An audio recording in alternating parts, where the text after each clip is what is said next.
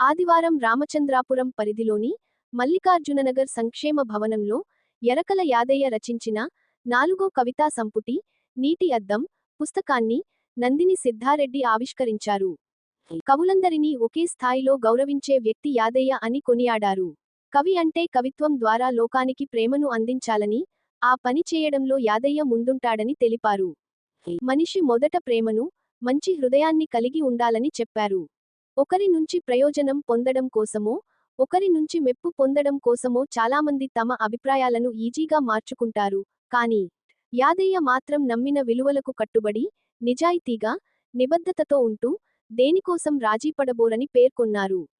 పుస్తకావిష్కరణ కార్యక్రమంలో స్థానిక కార్పొరేటర్ పుష్ప నగేష్ యాదవ్, జంట నగరాల అధ్యక్షులు కందుకూరి శ్రీరాములు, తెరసం రాష్ట్ర అధ్యక్షులు నాళేశ్వరం శంకరం, బెల్లంకొండ సంపత్ కుమార్, పొట్టబత్తుల యాదగిరి, పాలకుర్ల లింగస్వామి, వంగరి సతీష్ కుమార్, పాలపాటి రఘురామిరెడ్డి, మన్నె విఠల్, ఉషారాణి, కందాళై రాఘవాచార్య, పలువురు కవులు, కార్మికులు, కాలనీ వాసులు తదితరులు పాల్గొన్నారు.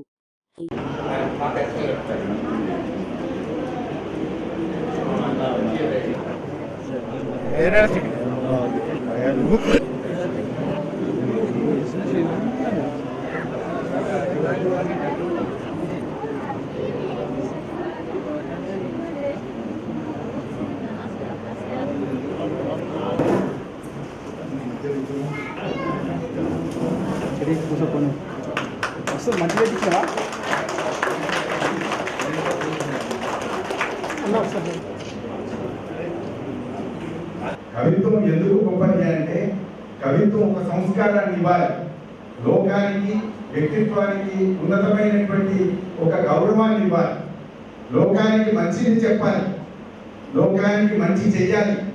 కానీ కొంతమంది తమ తోటి వాళ్ళు కవులు కాకపోయినా ముందుకు పోతూ ఉంటే వెనక్కి లాగుతారు, కవులైతే మరింత ముందు వెనక్కి లాగేటటువంటి స్వభావం ఉంటుంది. అలాంటి వాళ్ళు కాదు నేను చెప్పేది ఏ కవినైనా కూడా అంతే ప్రేమతో పలకరించగలిగినటువంటి గొప్ప కవి, గొప్ప మిత్రుడు మా ఎరకల యాదయ్య.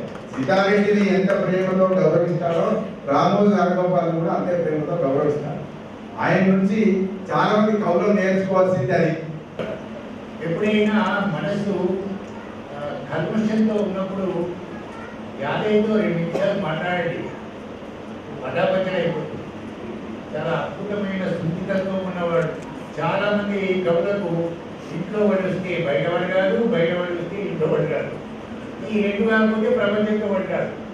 కానీ యాదయ్య చాలా స్పష్టమైన ఒక నిజాయితీ ఆయనలో ఉంది.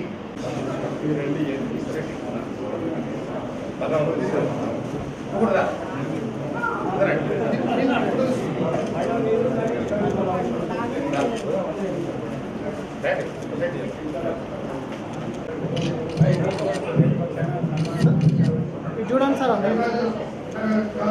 అసోసియేషన్